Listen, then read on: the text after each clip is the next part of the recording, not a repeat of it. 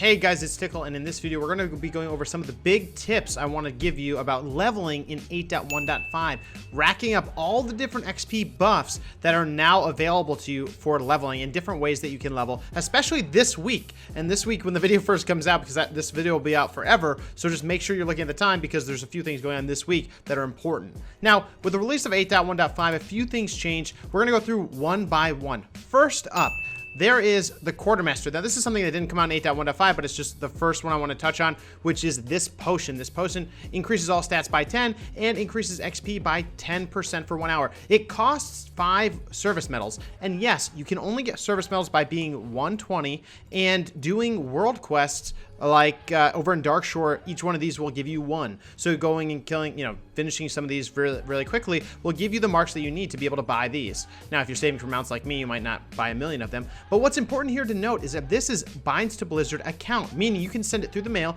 to any one of your characters, even cross server, which is actually a huge deal. This does last for 1 hour. It persists through death. And another important part here is it's just XP gained in general. Quests, BGs, dungeons, everything. That's what goes in here. Next up is Heirlooms. Heirlooms have now gone, right before this patch, they only went up to 110. Now they can go to 120, meaning you can buy the items that will make your heirlooms that are already to 110 to 120. If you don't have the heirloom at all, you'll have to start from scratch and boost it up there. But this is where you do it for the Horde side. Horde side's on top of Orgrimmar, right above the new portal room, and there's a vendor. That vendor, if you look, will have a bunch of items on this first page. This is the gold requirement. I think they lowered it sometime recently, but this is the first one that if you buy an heirloom just by itself, you buy that, and then you can use this on it, which makes it go from 60 to 90, and then from here it goes from 90 to 100, and then 100 to 110, and then the new item, which is the this item, which just came out in 8.1.5, costs 5,000 gold for armor, 7.5k for weapons, which is pretty steep, but it makes your heirlooms go from 110 to 120, meaning you can stack these buffs up. So the headpiece gives you plus 10% XP up to 120 now. The shoulders, for example, give you plus 10. The back piece does 5%, the chest piece does 10%, and the pants do 10%. Now this all stacks up 10, 20, 30, 45% plus, I did my weapon, and then you can also do a trinket. This one I recommend. So I did all those, and it's plus 45% XP. That's pretty good, and this is not, it's not like the consumable we just went over, so that's pretty good. I would recommend doing that if you want to level a new character in it. Remember, it's effective from 1 all the way to 120 now, so if you want to level something totally fresh, that 10% XP potion will definitely help, as well as this. So now we're up to about 55% bonus. Now the next one is what everybody has, which is in under talents, War Mode. If you have it War Mode enabled, depending if you're Horde or Alliance, Horde right now it's 10% increased damage, and on Alliance it is, I think, somewhere between 15 and 30%, depending on the week. Now that's going to give you another 10 to 30% XP gain. But what's important here to note, guys, is if you read it, War Mode, enlist in the War Mode and activate World PvP, increasing quest rewards and XP by 10%, meaning this only affects questing, which is important to note. Yeah, you're like, and rewards, but rewards and XP. But yeah, so it's basically quest focused. So questing will give you this XP bonus from through War Mode, and that kind of makes sense. Like War Mode is built so that you're out there in the world, you're fighting the other faction. So of course you have to be out there in the world. You can't just be in town queuing for battlegrounds. So that's another 10 to 30%. Now we're getting up into the 60s, additional 60%. So that's pretty freaking good. And then lastly, for the XP bonuses, there is a 10% XP buff. Experience gained in Kultiris and Zandalari is increased by 10%. Doesn't work above 120.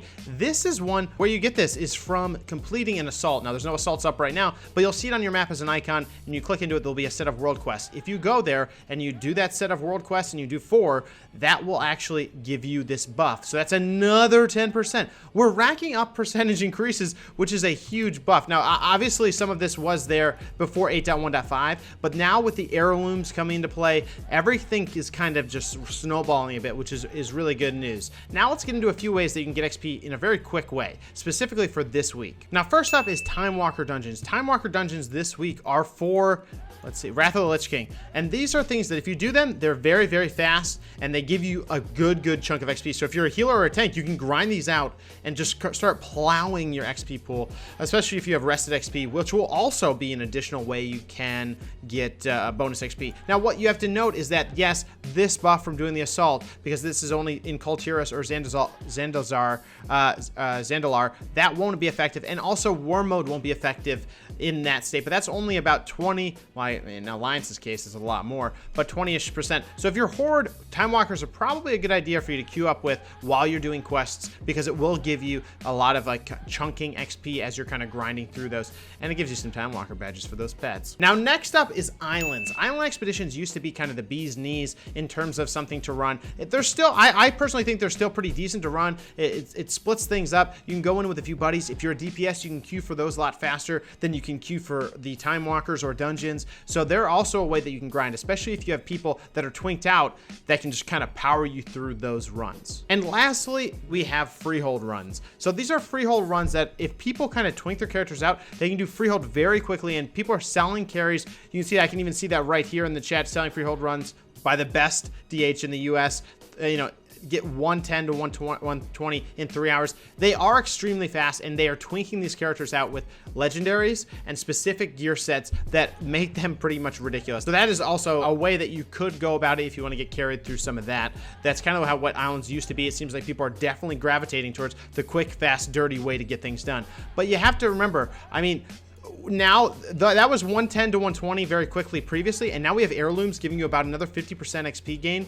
I mean, we're going to be able to level very quickly. I've been waiting to level a lot of my characters until the Heirloom change has come out. Now, so I'll be leveling up this Warlock because I want to cast bolt people like everyone else is. So, but guys, with that being said, that's my kind of quick and fast and dirty way of showing you different ways to get different XP pools. There are people that are leveling up on Alliance right now with like plus 80% XP buffs, and they're grinding quests and queuing up for Time Walkers in between it. It's a great way to do it. And if you are on the Horde grinding, if you can, Time Walkers on a healer or a tank is probably the best way, and Alliance is probably just grinding quests because of how like impressive War Mode is still. Now guys, with that being said, let me know in the comments below, what is the character that you're going to be leveling up next? What is the class that you think is going to be good given some of those small changes in 8.1.5, and what are you guys planning to play in this patch?